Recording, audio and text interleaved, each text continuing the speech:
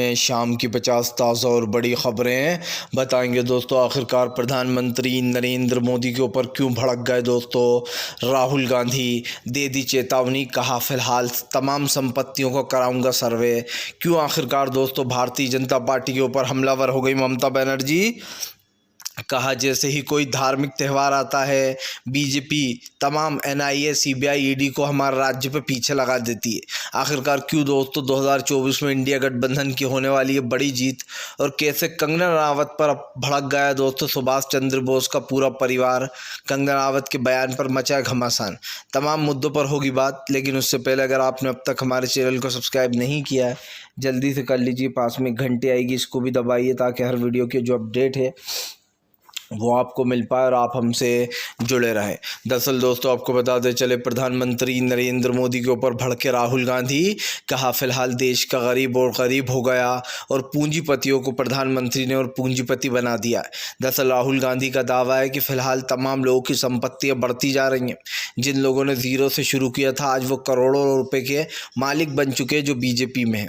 यही नहीं, राहुल गांधी ने आरोप लगाया कि प्रधानमंत्री नरेंद्र मोदी ने सत्ता में आने के बाद सिर्फ अडानी अंबानी जैसे बड़े लोगों को अमीर किया है और जो बेचारा देश का गरीब है वो और भी गरीब होता चला जा रहा है। राहुल गांधी और प्रधानमंत्री नरेंद्र मोदी में हमेशा तीखी बहस चलती रहती है।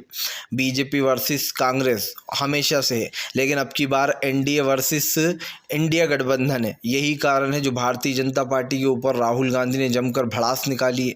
राहुल गांधी ने प्रधानमंत्री पर सवाल उठाते हुए कहा है कि फ़िलहाल जो देश की स्थिति है अभी ख़ास कर महंगाई, गरीबी और बेरोज़गारी, इस मुद्दे पर प्रधानमंत्री के पास कोई भी प्लान नहीं है कि वो इससे बाहर निकल सकते। राहुल ने कहा देश में सिर्फ नफ़रत फैलाई जा रही है और उस नफ़रत को हटाने के लिए हमें कुछ करना ही होगा। राहुल ने दावा किया है कि 2024 में इंडिया गठबंधन की सरकार बनते से ही वो देश में तमाम संपत्तियों का सर्वे कराएंगे। जिन जिन के पास ज़्यादा संपत्तियाँ उन सबकी संपत्तियाँ दोस्तों जाएंगी जो लोग बीजेपी से जुड़े हुए हैं। आपको बताते चले दोस्तों नीतीश कुमार ने बेशर्म की हरकत, नीतीश कुमार की इस हरकत पर दोस्तों लोग आप समझिए लोग जो है उनके ऊपर दया खा रहा है। दरअसल दोस्तों नीतीश कुमार एक जाने माने सीएम रह चुके हैं, ऐसे वैसे सीएम नहीं, कई बार वो शपथ ले चुके हैं। बिहार पे काफ़ी लंबे समय से राज कर रहे हैं नीतीश कुमार, लेकिन कल कुछ ऐसा हुआ जिसके बाद नीतीश कुमार की जमकर आलोचना हो रही है। दरअसल आपको बताते चलें नीतीश कुमार ने चापलूसी के अंदर प्रधानमंत्री के पैर ही छू डाले। अब आप समझिए इतना बुजुर्ग नेता दूसरे बुजुर्ग नेता के पैर छूने में लगा हुआ है और ये सिर्फ एक चापलूसी है। ये आरोप लगाया है तेजस्वी यादव ने। तेजस्वी यादव ने आरोप लगाया है कि नीतीश कुमार ने प्रधानमंत्री के चापलूसी के अंदर पैर छुए। तेजस्वी ने कहा कुछ तो बात होगी जो नीतीश कुमार जो है इतने नतमस्तक हो रहे हैं प्रधानमंत्री के पैर तक छू डाले। आप सोचिए दोस्तों लोगों की सोच और लोगों का जो दिमाग है वो कैसे बदल जाता है। अभी 1 से 2 महीने पहले नीतीश कुमार प्रधानमंत्री और पूरी बीजेपी को घेरने में लगे हुए थे। यही नहीं, इंडिया गठबंधन की शुरुआत भी नीतीश कुमार ने की थी, लेकिन जैसे ही नीतीश कुमार को पता चला कि इंडिया गठबंधन ने पीएम फेस नहीं बनाएगा नीतीश कुमार भाग निकले। यही नहीं, यहाँ तक कि ये भी बताया जा रहा है कि नीतीश कुमार को अल्टीमेट दे दिया गया था बीजेपी की तरफ से कि अगर वो बीजेपी में नहीं आए तो कल तक गिरफ्तार भी हो जाएंगे, इसीलिए नीतीश कुमार दबाव में चले गए। लेकिन आपको बताते चले अब नीतीश कुमार बीजेपी के आगे नतमस्तक होते हुए नजर आ रहा है। कभी वो पैर छूते हैं तो कभी कुछ करते हैं। यही कारण है जो लगातार बीजेपी नीतीश कुमार के ऊपर भड़क गई है। तेजस्वी यादव भड़क गए और उन्होंने कहा कि नीतीश कुमार को ऐसी हरकतें शोभा नहीं देती कि वो पैर छू रहा है, और आप समझिए ये चीज़ एक अजीब सी ही लगती है। आपको बताते चले दोस्तों ममता बनर्जी ने बीजेपी के ऊपर निकाली भड़ास। ममता बनर्जी बोली भारतीय जनता पार्टी कुछ भी करा सकती है। अब फिर से जो है दरअसल आपको बताते चले जब भी कोई धार्मिक चीज़ आती है तो बीजेपी के ऊपर आरोप लगते हैं कि वो देश में दंगे फैलवाती है या फिर हिंदू मुसलमान करती है। इसको लेकर ममता बनर्जी ने प्रधानमंत्री के ऊपर निशाना साधा है। ममता बनर्जी ने प्रधानमंत्री पर हमला बोलते हुए कहा कि रामनवमी फिर आ रही है, आप देखेंगे कि चॉकलेट बम भी फूटेगा तो एनआईए आ जाएगी यहाँ पर। क्या एनआईए के पास कोई अधिकार है? एनआईए सीबीआई बीजेपी के भाई हैं और ईडी इनकम टैक्स पैसा हड़पने वाले हैं।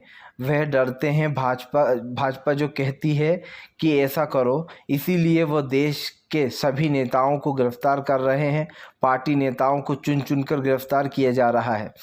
जब लोग विरोध करते हैं तो जो है यहाँ पर न्याय के लिए लाया जा रहा है। उन्होंने कहा कि आधी रात को महिलाओं के घर में घुसी पुलिस को भनक तक नहीं लगी कि फिलहाल सिंगूर नदी ग्राम में कई लोगों ने पुलिस की वर्दी पहनकर गंदी हरकतें की मां बहनों के साथ। उन्होंने कहा कि जब इसका विरोध किया गया तो उनके खिलाफ ही लाल डायरी दर्ज कर दी गई। तो ये चीज़ें ममता बनर्जी ने एक तरीके से आरोप लगाया बीजेपी पर कि अगर यहाँ पर एक चॉकलेट बम तक फूटता है तो एनआईए आ जाती है। तो सीधी सी बात है कि यहाँ पर सरकार को दबाने की, उस पर दबाव बनाने की कोशिश की जाती है। ये आरोप ममता बनर्जी लगा रही हैं कि बंगाल में ये सब कुछ किया जा रहा है। फ़िलहाल दोस्तों एक चीज़ तो साफ़ है कि बंगाल में तमाम जो मुद्दे चल रहे हैं उसको लेकर कहीं ना कहीं सरकार पर हमलावर हैं ममता बनर्जी। और ये चीज़ साफ दिखाई भी दे रही है कि ममता बनर्जी का सीधा सा एक दावा है कि भारतीय जनता पार्टी उन्हें रोकने की कोशिश कर रही है। आपको बताते चले दोस्तों, प्रधानमंत्री नरेंद्र मोदी के ऊपर जो है यहाँ पर काफ़ी भड़कते हुए नज़र आए दोस्तों अखिलेश यादव। अखिलेश ने मुख्तार अंसारी के घर पहुँचते से ही दोस्तों जो है यहाँ पर काफ़ी कुछ हमला बोल दिया है। दरअसल आपको बताते चले दोस्तों, कल अखिलेश यादव मुख्तार अंसारी के घर पहुंचे थे। अखिलेश यादव ने प्रधानमंत्री पर भड़ास निकालते हुए कहा कि क्या जो मुख्तार अंसारी के साथ हुआ है वो सही हुआ। उन्होंने कहा कि मुख्तार अंसारी की छवि को बिगाड़ा गया और जानबूझकर उनको एक गैंगस्टर के तौर पर पेश किया गया, जबकि मुख्तार अंसारी दोस्तों जिन लोगों के लिए करते थे वो उनको अपना मसीहा मानते थे, गरीब। आपने देखा कैसे मुख्तार अंसारी के जो जनाजा था उसमें भीड़ उमड़ पड़ी। देखिए दोस्तों, ये कहना बहुत आसान है कि ये गैंगस्टर था। क्या आपने मुख्तार अंसारी को कभी खूंखार तरीके से देखा? किसी नहीं देखा। हमेशा लोग ये जानते थे कि मुख्तार अंसारी दोस्तों लोगों की मदद करते थे। यही नहीं दोस्तों, ये तक कहा जाता है कि जो पुलिस वाले गलत व्यवहार करते थे गरीबों के साथ, उनको भी सबक सिखाने का काम किया मुख्तार अंसारी ने। इसीलिए लोग उनसे जलते थे और उनके खिलाफ कई झूठे मुकदमे दर्ज करा रखे थे।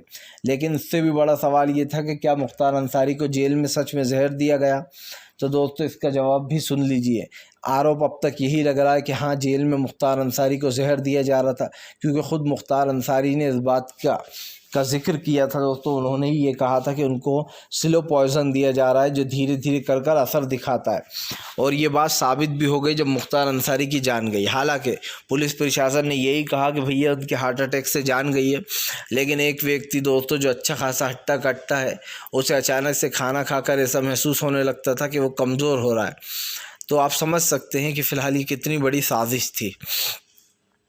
और इसमें कोई संदेह नहीं होना चाहिए कि अभी दोस्तों मुख्तार अंसारी का जो बेटा है अब्बास अंसारी, उनको भी ईडी ने गिरफ़्तार कर रखा है और वो भी उत्तर प्रदेश की जेल में लंबे समय से बने। आज़म खान भी बने, आज़म खान के बेटे भी बने। कल को ऐसा ना हो कि इनको भी एक एक कर ये आरोप लग रहा है कि मार दिया जाए।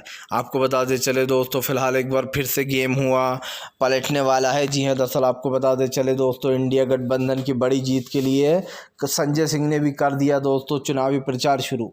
दरअसल आपको बताते चले लोकसभा की तमाम सीटों को लेकर प्रचार प्रसार शुरू है। ऐसे में ज़बरदस्त तरीके से भड़कते हुए नजर आए संजय सिंह ने कहा कि केजरीवाल ने जो कहा है कि दिल्ली की 7 की 7 सीटें आपको आम आदमी पार्टी को जिताना है, 4 वो जो आम आदमी पार्टी के पास हैं और 3 वो जो कांग्रेस के पास हैं, क्योंकि कांग्रेस इंडिया गठबंधन है दोस्तों। संजय सिंह ने अपने साथ साथ कांग्रेस की 3 सीटों का भी प्रचार कर दिया। यही नहीं, संजय सिंह ने साफ कहा कि फ़िलहाल इंडिया गठबंधन को जिताओ ताकि इंडिया गठबंधन तुम्हें मजबूती से सपोर्ट कर सके। संजय सिंह ने कहा कि मोदी जी जब प्रचार करते हैं तो कहते हैं कि अगर हर गांव में कब्रिस्तान होता है तो शमशान भी होना चाहिए, लेकिन हम कहते हैं कि हर गांव में स्कूल होना चाहिए, हर गांव में जो है अस्पताल होना चाहिए, क्योंकि कब्रिस्तान और शमशान का कोई काम नहीं है। आपको बता दें